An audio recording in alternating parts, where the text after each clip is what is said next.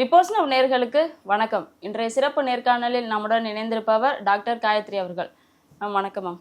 வணக்கம். தொடர்ந்து டெல்லியில் சிஜேபி காரங்க நடத்தின ஒரு போராட்டம், தர்மேந்திர பிரதான் அவர்கள் பதவி விட்டு விலகணும்னு சொல்லிட்டு அது இன்னைக்கு முடிவுக்கு வந்திருக்கு. திரு மோடி அவர்கள் அறிவிச்சிருக்காங்க, நீங்கள் சொன்ன கோரிக்கை எல்லாருமே நாங்கள் நிறைவேற்றோம் அப்படின்னு சொல்லிட்டு. சோனம் வாங்சுக் அவர்கள் உண்ணாவிரதத்தை கைவிடுறேன் அப்படின்னு சொல்லிட்டாரு. அதை தொடர்ந்து நம்ம தமிழ்நாட்டில் 5 நாளாக போராட்டம் பண்ணிட்டு இருக்காங்க. Fair NEET or ban NEET, அவங்க ஃபேர் நீட் அது ஒரு முடிவுக்கு வந்துருச்சு. நம்ம தமிழ்நாட்டில் பேன் நீட் அதுக்கு என்ன ஒரு ஸ்டேஜில் இருக்குது? ஒரு நீட் நம்ம தமிழ்நாட்டுக்கு தேவையா இல்லை தேவை இல்லையா? டாக்டராக நீங்கள் நிறையா விஷயத்த ஃபேஸ் பண்ணியிருப்பீங்க. ஸோ உங்களோட கருத்து என்ன? கண்டிப்பாக நீட் தமிழ்நாட்டுக்கு மட்டுமல்ல, இந்தியா முழுமைக்குமே தேவை. ஆக்சுவலாக டெல்லியில் போராடினதில் எனக்கு மாற்று கருத்துக்கள் இருந்தால் கூட ஓரளவாவது அங்கே ஒரு நியாயம் இருந்தது. அது டைவர்ட் ஆகி போச்சுன்னு வச்சுக்கோங்களேன்.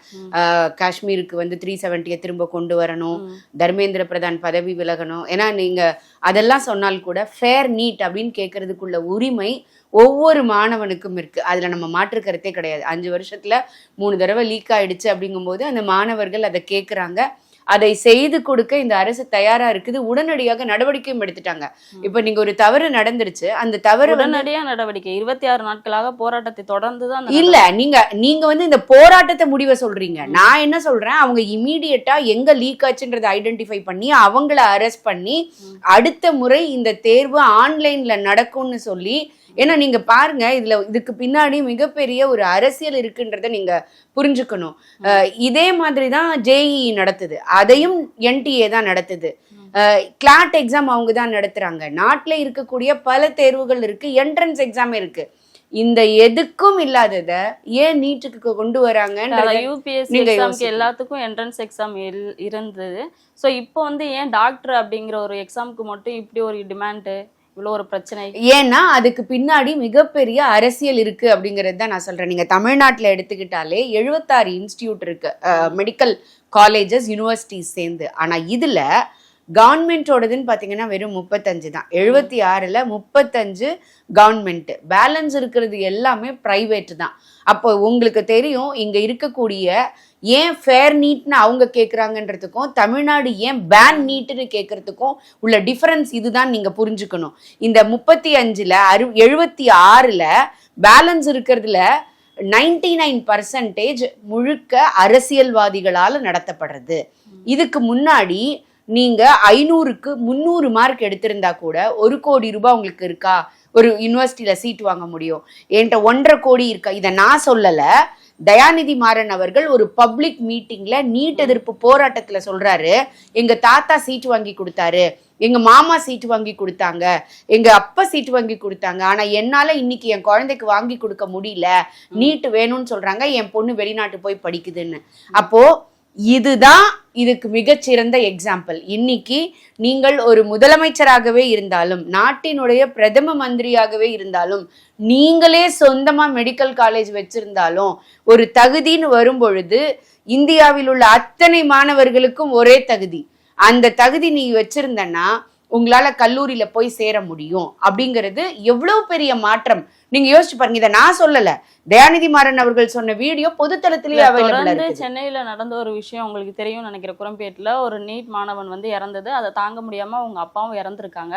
அதுல ஒரு பையன் கூட பேசியிருந்தான், இங்க இல்லீகலா பிசினஸ் பண்றாங்க நீட் கோச்சிங் சென்டருக்கு அப்படின்னு சொல்லிட்டு. ஸோ இதெல்லாம் தாண்டி தமிழ்நாட்டு பாடநூல் வழியில அந்த எக்ஸாம் நடந்துச்சு அப்படின்னா அது பிரச்சனை கிடையாது. ஒரு சென்ட்ரல் எஜுகேஷனல் இதுக்கு மாத்திட்டாங்க. இதுவே முதல்ல தப்பு. சென்ட்ரல் எஜுகேஷன் விஷயத்துலதான் இந்த எக்ஸாம் நடக்குதுங்கிறதே முதல்ல தப்பு. ரெண்டாவது, இந்த நீட் கோச்சிங் சென்டர் வேணுமா வேண்டாமா? வேண்டாம், க்ளோஸ் பண்ணுங்க. தமிழக அரசுக்கு அதுக்கு அதிகாரம் இருக்குல்ல. தமிழ்நாட்டுல எந்த இடத்துலயும் நீட் கோச்சிங் சென்டர் அலௌடே கிடையாது. பள்ளிக்கூடத்துல அவங்கவுங்க ஸ்கூல்ல அந்த பிள்ளைகளுக்கு என்ன தேவையோ அதை சொல்லி கொடுங்க. சொல்லுங்க, நான் ஒண்ணு சொல்லட்டுங்களா? 2021 2026 இந்த 2 வருஷமும் தமிழகத்துல எலெக்ஷன் நடந்த 2 வருஷமும் தான் மாணவர்களுடைய ரிசல்ட் கம்மியா இருக்குது.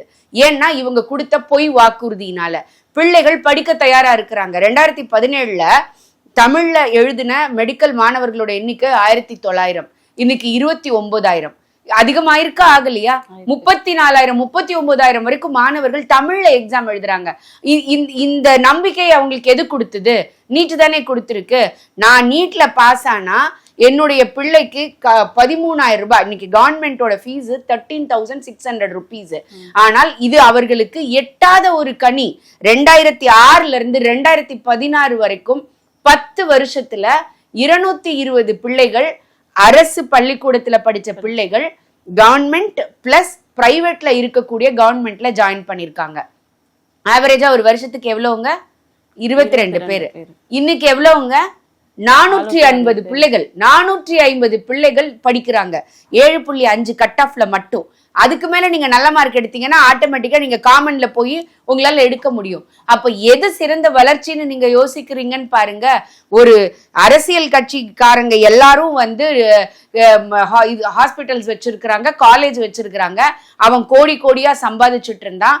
இதையும் நான் சொல்லல, இதை வந்து வீரபாண்டி ஆறுமுகம்னு நினைக்கிறேன், சேலம்ல அவர் ஒரு இன்டர்வியூல, ஒரு சேனலுக்கு கொடுத்த இன்டர்வியூல சொல்றாரு, நாங்க அதிக மதிப்பெண் எடுத்த மாணவர்களுக்கு வந்து ஃபர்ஸ்ட் சீட் அலாட் பண்ணிடுவோம், அப்போ அதுக்கு பிறகு அந்த மாணவர்கள் இங்க வரமாட்டாங்க, அதுக்கப்புறம் அந்த இடத்த வந்து நாங்க நமக்கு வேணுங்கப்பட்டவங்களுக்கு கொடுத்துருவோம், நாங்க ஒரு லிஸ்ட் ப்ரிப்பேர் பண்ணுவோம், இதுவும் பொது வெளியிலேயே இருக்கு, நீங்க பாத்துக்கோங்க. அப்போ எப்படி வந்து ஒரு மெடிக்கல் சீட்டு கொடுக்கப்பட்டு கொண்டிருந்தது, விற்கப்பட்டு கொண்டிருந்தது, வாங்கப்பட்டு கொண்டிருந்தது. இன்னைக்கு அதுக்கெல்லாம் வழி இல்லை. நீங்க முதலமைச்சரோட பிள்ளையா இருந்தாலும் மார்க் எடுத்தா உள்ளவான்னு சொல்ற சிஸ்டம் இருக்கு.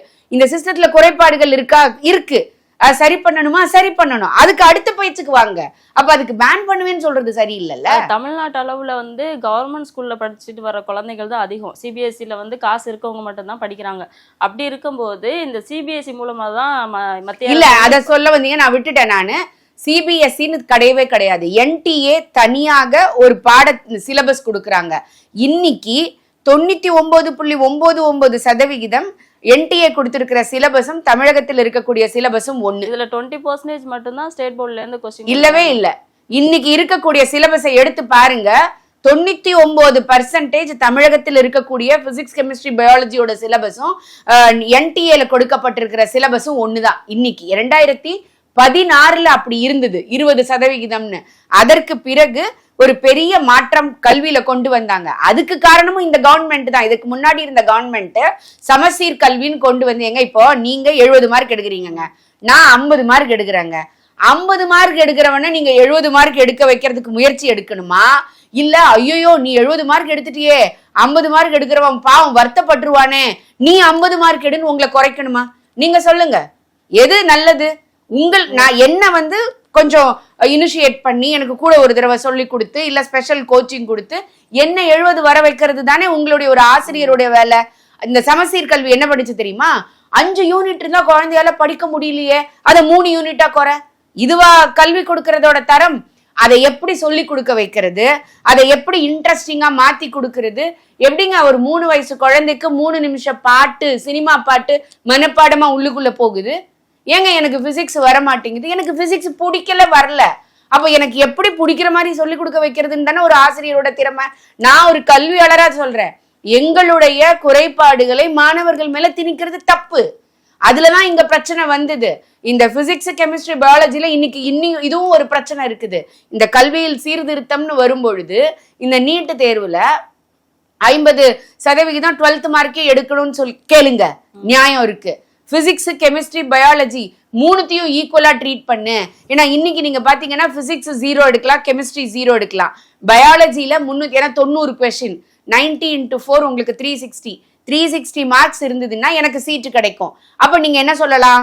பிசிக்ஸ்ல குறைஞ்சபட்ச மதிப்பெண் எடுக்கணும், கெமிஸ்ட்ரியில குறைஞ்சபட்ச மதிப்பெண் எடுக்கணும், அப்படி மூணுத்தையும் நீங்க சேர்த்து பார்க்கணும். கேளுங்க, இதெல்லாம் சீர்திருத்தம். இதெல்லாம் நீங்க அரசிட்ட கேட்டீங்கன்னா நீங்க மாணவர்களுடைய முன்னேற்றத்துக்காக களத்துல வந்து போராடுறீங்கன்னு அர்த்தம். ஆனா பேன் நீட்னு கேக்குறீங்கன்னா மிச்சம் இருக்கக்கூடிய கல்லூரியில கோடி கோடியா சம்பாதிக்கிறதுக்கு அங்க வழி பண்றீங்கன்னு அர்த்தம். இப்போ தொடர்ந்து வந்து சிஜேபி போராட்டத்துக்கு அதுல வந்து ராகுல் காந்தி அவர்களும் கலந்துக்கிட்டாங்க. அவர்கள் வந்து இதை வந்து தன்வயப்படுத்த பாக்குறாங்களா? இதுக்கு பின்னாடி எதனா அரசியல் பின்புலம் இதே இருக்குதா? முழுக்க முழுக்க இது அரசியல் பின்புலம் இல்லாம வேற என்னங்க? நீங்க ஜார்ஜ் சோரஸ்ல இருந்து யுஎஸ் உடைய டிப்ளமசி நீங்க பாத்தீங்கன்னா, யுஎஸோட எம்பசில இருந்து அங்க இருக்கக்கூடிய அமெரிக்கர்களுக்கு ஒரு லெட்டர் கொடுக்குறாங்க. என்ன கொடுக்குறாங்க? 17ஆம் தேதி இந்த இடத்துக்கெல்லாம் போகாதீங்க, 18ஆம் தேதி இந்த இடத்துக்கெல்லாம் போகாதீங்க, 20ஆம் தேதி பார்லிமெண்ட் இருக்கிற ஏரியாவுக்கு போகாதீங்க. எப்படிங்க நமக்கு தெரியாத விஷயம் அவங்களுக்கு தெரியுது? யோசிச்சு பாருங்க. அப்போ இங்க முழுக்க முழுக்க அபிஜித் திம்கே எங்க இருந்துங்க வந்தாரு? தீப்கே ஆம் ஆத்மில இருந்து வந்தாரு. அவர் எந்த இடத்துல இருந்து வந்தாரு? யூஎஸ்ல இருந்து இங்க வர்றாரு. அப்போ உங்களுடைய பிளான் என்ன? நீட் இன்னைக்கு வந்துச்சா? 2016 இருந்து நீட் இருக்குல்ல தமிழ்நாட்டுல, 2017 2016 இருந்து நீட் இருக்குல்ல, 2024 வரைக்கும் வராம அது எப்படிங்க கரெக்டா பார்லிமெண்ட் கூடுற 20ஆம் தேதி அன்னைக்கு பார்லிமெண்ட்டை நோக்கி நீங்க மார்ச் பாஸ்ட் சொல்லுவீங்க? சரி சொன்னீங்கல்ல, அந்த இடத்துல அபிஜித் தீப்கே இருந்தாரா? அந்த அந்த அங்க பார்லிமெண்ட்டை நோக்கி போற இடத்துல இருந்தாரா? அப்ப எங்க போனீங்க? தூத்துக்குடி சம்பவத்துல இதேதான் நடந்ததுங்களா? 100 நாள் அவங்க அமைதியா போராட்டம் பண்ணிக்கிட்டு இருந்தாங்க. அந்த 100 நாள்ல இங்க இருக்கிற அரசியல்வாதி போய் சப்போர்ட் பண்ணீங்க, நடிகர்கள் போய் சப்போர்ட் பண்ணீங்க. 100ஆவது நாள் கலெக்டர் ஆபீஸ போய் கொளுத்துறதுக்கு போன்னு சொல்லி உள்ளுக்குள்ள போனீங்கல்ல, அங்க யாராவது இவங்க இருந்தாங்களா? அடிபட்டு செத்தவன் எல்லாம் யாரு? எங்களை மாதிரி காமன் மேன் தானே. அப்போ இதுக்கு பின்னாடி மிகப்பெரிய சதித்திட்டம் இல்லையா? யோசிச்சு பாருங்க. அப்ப இதுல ஒரு பேட்டர்ன் இல்லையா? தமிழ்நாட்டுல ஆதவ் அர்ஜுனா ஒரு பேட்டியில ஒரு இதுல சொல்றாரு, மேடை பேச்சுல, இங்க இருக்கக்கூடிய இளைஞர்கள் நேபாள் மாதிரி வங்கதேசம் மாதிரி ஆக்குவாங்கன்னு சொல்லிட்டு. இது நாட்டுக்கு எதிரானது இல்லையா? யோசிச்சு பாருங்க. அப்ப நீங்க எதை நினைச்சு நீங்க இங்க கொண்டு வரீங்க? ஒரு ஸ்ரீலங்கால, பங்களாதேஷ்ல, நேபாள்ல, இங்கெல்லாம் ஜென்சிங்கிற பேர்ல நடந்த அட்டகாசம் இந்த தமிழ்நாட்டிலையும் இந்தியாவிலையும் நடக்கணும்னு நினைச்சு நீங்க செயல்படுறீங்களான்னு ஒரு இது வரும்ல. இப்போ அடுத்து வந்து நம்ம தமிழ்நாட்டுல போராட்டம் நடத்திட்டு இருக்காங்க. 5 நாளா தொடர்ந்து போய்கிட்டு இருக்குது. இதை தாண்டி நிறைய கலைஞர்கள், நீலமாமி சேர்ந்த கலைஞர்கள் சொல்லி அரசியல் கட்சி தலைவர்களும் பேன் நீட் அப்படிங்கிற ஒரு போராட்டத்தை வந்து நடத்திட்டு இருக்காங்க. இதை வந்து ஒரு அந்த கலைஞர்கள் எல்லாமே ஒரு அரசியல் பின்புலமா மாத்துறாங்களா? டிஎம்கே வெர்சஸ் டிவிகே அப்படின்னு மாத்துற மாதிரி தான் அவங்களோட பேச்சு எல்லாமே இருக்கு. இதை எப்படி பாக்குறது? ஆக்சுவலா அந்த நீலம் அமைப்பு வந்து தலித்துக்களுக்காக உள்ள அமைப்புன்னு நான் புரிஞ்சுக்கிறேன். ஓகேங்களா? எனக்கு ரொம்ப சந்தோஷம் அவர்களுக்காக நீங்க குரல். ஜனநாயகத்தை எதிர்த்து போராடும் மாணவர்கள் ஒரு பக்கம், இன்னொரு பக்கம் வந்து ஜனநாயகத்தை பார்த்து அழுகும் அமைச்சர்கள் அப்படிங்கிற ஒரு பல்வேறு நான் அந்த அரசியலுக்குள்ள போகாம இதுல இருக்கக்கூடிய விஷயங்கள் 2 விஷயத்தையுமே சொல்றேன். இங்க இருக்க யாரு வந்து நீங்க இந்த நீட் போராட்டத்தை எஸ்பெஷலி தமிழ்நாட்டுல எடுத்து பாருங்க. நீட் போராட்டத்துக்கு ஒண்ணு அரசியல் கட்சிகள் எடுக்கும், இல்லைன்னா எஸ்எஃப்ஐ மாதிரி உள்ள அமைப்புகள் எடுப்பாங்க. எஸ்எஃப்ஐல எத்தனை மெடிக்கல் ஸ்டூடெண்ட் அதுல மெம்பரா இருக்காங்கன்னு நீங்க பார்க்கணும். மாநில கல்லூரி மாணவர்களுக்கு அழைப்பு விடுத்திருக்காங்க. மாநில கல்லூரி மாணவர்கள் வெளில வந்து விசிகாவினுடைய மாணவர் அணி அங்க நின்று போராட்டம் பண்ணுது. எந்த மெடிக்கல் காலேஜ் ஸ்டூடெண்ட், அது பிரைவேட்டா இருக்கட்டும் கவர்மெண்டா இருக்கட்டும், வெளியில வந்து நின்று போராடினான்னு நீங்க சொல்லுங்க. அதுக்கப்புறம் நான் பேசுறதை முடிக்கிறேன். ஓகேங்களா? சோ அது ஒண்ணு. 2வது, நானும் அந்த ஸ்பீச்சை பார்த்தேன். நேற்று நீலம் அமைப்பு நடத்தினா அந்த போராட்டத்தை பார்த்தேன். எனக்கு ரொம்ப சந்தோஷம். தலித்துக்களுக்காக நீங்க குரல் கொடுக்குறீங்கன்னு சொல்றதுல சந்தோஷம். அப்படி நீங்க உண்மையிலே போலீஸ் அவர்களுமே அதிரடியான ஒரு ஆக்ஷன்ல தான் இறங்கியிருக்காங்க. அவங்களோட மாணவர்களுமே அந்த நீட் எக்ஸாமுக்கு படிக்கணும் அப்படிங்கிற ஒரு அக்கறை அவங்களுக்கு இருக்கும்ல. அவங்க ஏன் இந்த மாதிரி ஒரு இது அதிரடியில வந்து இது பண்ணணும்? இல்ல ஆக்சுவலா அதுதான் சொல்ல வரேன். நீங்க இந்த முறை நீட் எக்ஸாம்ல நீங்க பாத்தீங்கன்னா கடந்த 10 வருஷத்துல எஸ்சி மாணவர்களுடைய எண்ணிக்கை 63% அதிகரிச்சிருக்குது. எஸ்டி மாணவர்களுடைய பங்களிப்பு அதுல ஜெயிச்சிருக்கிறது 56% அதிகரிச்சிருக்குது. இந்த நாடு ஜனநாயக நாடு தானே, உங்களை போராடுறதுக்கு அனுமதி கொடுத்திருக்குது இல்ல. அப்ப அதே ஜனநாயக நாட்டுல அந்த மாணவர்களுக்கு இந்த ஜனநாயகத்தின் மேல நம்பிக்கை வச்சு தேர்வு எழுதி என்னால ஜெயிக்க முடியும்னு 63% முன்னாடி வந்திருக்கிறானே கடந்த 10 வருஷத்துல. அவனுக்கு நீங்க என்ன பதில் சொல்ல போறீங்க? உன்னால முடியாதுடா, உன் ஜாதியை வச்சு நீ சாதிச்சுக்கோ, உன்னால் நீ இப்ப எக்ஸாம் எல்லாம் எழுத வேண்டாம்னு சொல்லி நீங்க அவனை பிற்போக்காக்க போறீங்களா? யோசிச்சு பாருங்க. இந்த நீலம் அமைப்பு என்ன சொல்ல வருது அவங்களுக்கு? நீ உன்னுடைய தகுதி, அம்பேத்கர் எந்த இடஒதுக்கீடுலங்க வந்தாரு? யோசிச்சு பாருங்க. அதுக்காக நீங்க இடஒதுக்கீடு கொடுக்க கூடாதுன்னு நான் சொல்ல மாட்டேன். ஆனால் அந்த மாணவர்கள் எனக்கு தகுதி இருக்கு, என்னால தேர்வு எழுதி வர முடியும்னு நினைச்சதுனாலதான் 2016 இருந்து 2026 இந்த 10 வருஷத்துல 63% தலித் மாணவர்களுடைய எண்ணிக்கை, பங்களிப்பு, பாஸ் பர்சன்டேஜ் நீட்ல அதிகமாயிருக்குது. வாங்க தரவுகளோட உட்காந்து பேசுவோம். நீங்க அப்ப அந்த மாணவர்களுக்கு என்ன சொல்ல வரீங்க? உன் ஜாதியினால நீ சாதிச்சுக்கோ, உனக்கு தகுதி இல்ல, உன்னால ஜெயிக்க முடியாதுன்னு அவனுக்கு உங்களுடைய பிற்போக்கு, உங்களுடைய அரசியல் கருத்துக்களை அவங்கிட்ட நீங்க திணிக்க போறீங்களா? யோசிச்சு பாருங்க. இந்த தமிழ்நாட்டோட கான்ட்ரிபியூஷன் ஜேஇல 2.5%. இதே பக்கத்துல இருக்கக்கூடிய ஆந்திரா 22%. அப்ப என்னுடைய பிள்ளைகளை அந்த 22% மாதிரி நான் கொண்டு வரணும்னு நினைக்கணுமா, இல்ல நான் இந்த இடத்துல அரசியல் பண்ணி நான் பின்னோக்கு தள்ளணுமா? ஏன் நீங்க ஜேஇல போராட மாட்டேங்கிறீங்க? ஏன் நீங்க நீட்டுக்கு மட்டும் வரீங்க? ஏன்னா இங்க முழுக்க முழுக்க நடக்கக்கூடியது அரசியல். இங்க இந்த பிரைவேட் யூனிவர்சிட்டிஸா காலேஜஸா இருக்கட்டும், யூனிவர்சிட்டிஸா இருக்கட்டும், அரசியல்வாதிகள் அவங்களுக்கு துணை போறதுக்காக நீங்க இதை பண்றீங்கன்னு நான் சொல்றேன். இல்லைன்னா உங்களுடைய சமுதாய மக்களை நீங்களே இழிவுபடுத்துறீங்க, அவர்களுடைய தகுதியை நீங்க குறைச்சு மதிப்பிடுறீங்க. என் பிள்ளைங்க படிச்சு முன்னாடி வர்றதுக்கு தயாரா இருக்கிறாங்க. அவர்களை ஜாதியை சொல்லி ஒடுக்கிறதுக்கு நினைக்கிறது நீலம் போன்ற அமைப்புகள். அதை நான் சொல்றேன். இதுக்கு முன்னாடி வந்து நீட் தேவையே இல்லை அப்படின்னு சொல்லிட்டு முன்னாடியே உயர்நீதிமன்றத்துல சொல்லியிருந்தாங்க. ஸோ சொன்னும்போது இப்போ வந்து ஏன் அதை சொல்லிட்டு இப்போ வந்து ஏன் வந்து திருப்பி கொண்டு வந்தாங்க? அது வந்து நீங்க டிஎம்கே அண்ட் காங்கிரஸ் தான் கேட்கணும். இந்த நீட் வந்தது டிஎம்கே காங்கிரஸ் சேர்ந்து இருந்த டைம்ல. அதற்கு பிறகு கோர்ட்டுக்கு போகுது, கோர்ட் இதை கம்பல்சரி பண்ணுது. இன்னைக்கு பார்லிமெண்டே நினைத்தாலும் ரெசல்யூஷன் பாஸ் பண்ணி கோர்ட்டுக்கு வேணா கொடுக்க முடியும். கோர்ட் அதை அக்செப்ட் பண்ணலன்னா நீங்க ஒண்ணுமே பண்ண முடியாது. எப்படி விவசாயிகளுடைய சட்டம் வரும்போது நீங்க அதுக்கு அக்செப்ட் பண்ணிக்க கூடாது, அதை மறுபரிசீலனை செய்யணும்னு சொல்லுச்சோ அதே போலதான் இது. இதுதான் இங்க நடக்கக்கூடிய விஷயங்கள். வக்ஃப் சட்டத்துக்கு என்ன கோர்ட் சொல்லுச்சு, கோர்ட்டுக்கு போனோம், கோர்ட் என்ன சொல்லுச்சு அதை அக்செப்ட் பண்ணிக்கிட்டோம்ல. சரியோ தவறோ கோர்ட் சொல்றதை அக்செப்ட் பண்ணிக்கிறதுக்கு நாம தயாரா இருக்கோம். ஏன்னா இது ஜனநாயக நாடு. இங்க நம்முடைய அரசு, அரசாங்கம், சட்டம், மூன்றாவதாக ஜுடிஷியரின்ற கோர்ட். இந்த கோர்ட் என்ன சொல்றதோ அதை அக்செப்ட் பண்ணிக்கிறதுக்கு தயாரா இருக்கிறோம். கோர்ட் சொல்லுது ஆமா இதன் மூலமாக எல்லாருக்கும் வாய்ப்பு கிடைக்குது, அவங்களுக்கு வந்து அப்போ கண்டிப்பாக நீட் வேணும்னு சொல்லுது. நீங்க எங்க போகணும்? போக வேண்டிய இடம் கோர்ட்டு. நீங்க நடு ரோட்ல நின்று இருக்கிறவங்களுக்கு எல்லாம் இடைஞ்சல் பண்ணிக்கிட்டு இருக்கிறீங்க. ரெண்டாவது இங்க இடைஞ்சல் பண்றவங்க யாரும் நீட்டு சார்ந்தவங்க இல்லைன்றதை நான் திரும்ப திரும்ப சொல்றேன்.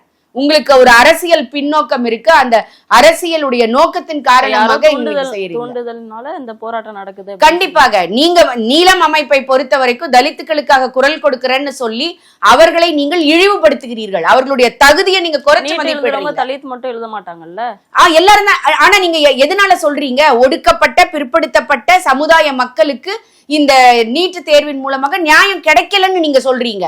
அதனால நீங்க போராடுறீங்க. கரெக்டுங்களா? ஆனா நான் சொல்ற தரவுகள் சொல்லுது 63% இந்த 10 வருஷத்துல அதிகரிச்சிருக்குதுன்னு சொல்றேன். ஒரு எஸ்சி மாணவனுடைய சீட்டை வேற எந்த மாணவனாலையும் ஃபில் பண்ண முடியாது.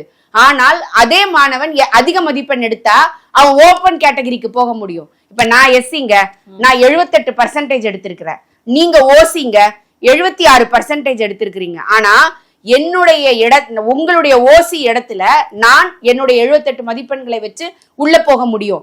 அப்போ எனக்குன்னு இருக்கக்கூடிய ஒரு எஸ்சி இடம் இருக்கு இல்லையா, அந்த இடத்துக்கு என்னை விட குறைந்த மதிப்பெண் எடுத்த எஸ்சிக்களுக்கு இருக்கக்கூடிய கோட்டால இன்னொரு மாணவன் வர முடியும்.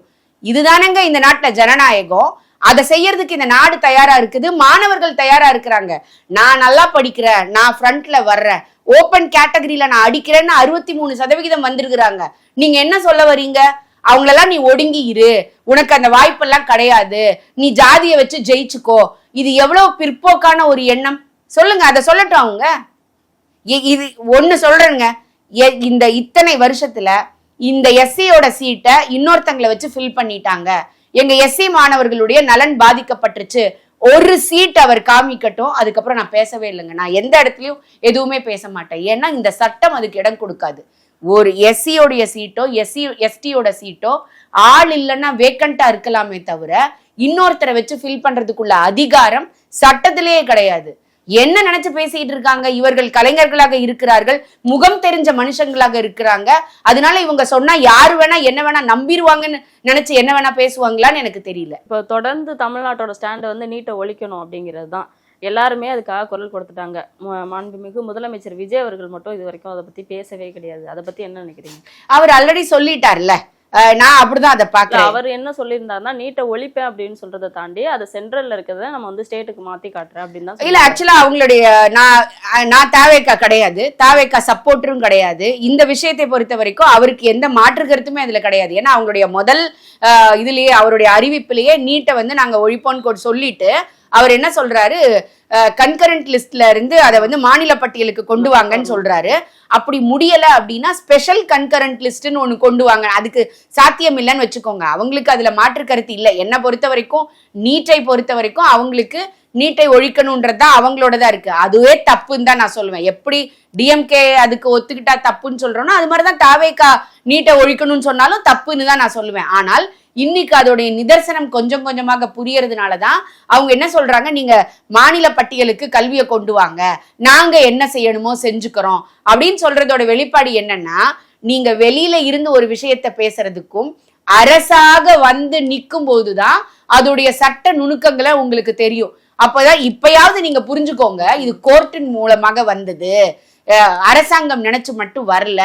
அப்படியே நீங்க நினைச்சாலும் நீங்க எந்த சக்தியை தீய சக்தின்னு சொன்னீங்களோ அதன் மூலமாக இங்க கொண்டு வரப்பட்டதுன்னு அவருக்கு ஒரு வேளை புரிஞ்சிருக்கலாம். அப்ப என்ன அடுத்து செய்ய முடியும்னு அவர் யோசிச்சிருக்கலாம். ஆனால் என்னை பொறுத்த வரைக்கும் ஒரு கல்வியாளரா இந்த நீட் அப்படிங்கிறது என் வீட்டுல வேலை செய்யற அம்மாவுடைய பிள்ளையிலிருந்து இந்த நாட்டினுடைய முதலமைச்சரோட பிள்ளை வரைக்கும் ஒரே வாய்ப்பை கொடுத்திருக்குது. அந்த வாய்ப்பு கிடைக்கிற வரை இங்கு கல்லுடைக்கிறவன் புள்ள இருந்து கரும்புச்சாறு விற்கிறவன் புள்ள வரைக்கும் அது கிடைக்கும். நீங்க என்னைக்கு வந்து இங்க இருக்கக்கூடிய அரசியல்வாதிக்கு துணை போகிறீங்களோ, மறுபடியும் நீட் அப்படிங்கிறது ஒரு பிசினஸ் மேனோடைய பிள்ளைக்கு, ஒரு மெடிக்கல் சீட்டுனா பிசினஸ் மேன்னா அவன் பிள்ளைய கொண்டு போய் சேர்க்க முடியும். ஒரு டாக்டர் அம்மா அப்பானா அவங்க பிள்ளை டாக்டருக்கு படிச்சேதாகணும். இது நடக்கக்கூடிய வாய்ப்பு இருக்குது. அதுக்கு திரும்பவும் போகாம இருக்கும். அதுக்கு கோர்ட் ஒத்துழைக்கும்னு நான் நம்புறேன். பல்வேறு கருத்துக்களை பகிர்ந்தமைக்கு நன்றி. நன்றி.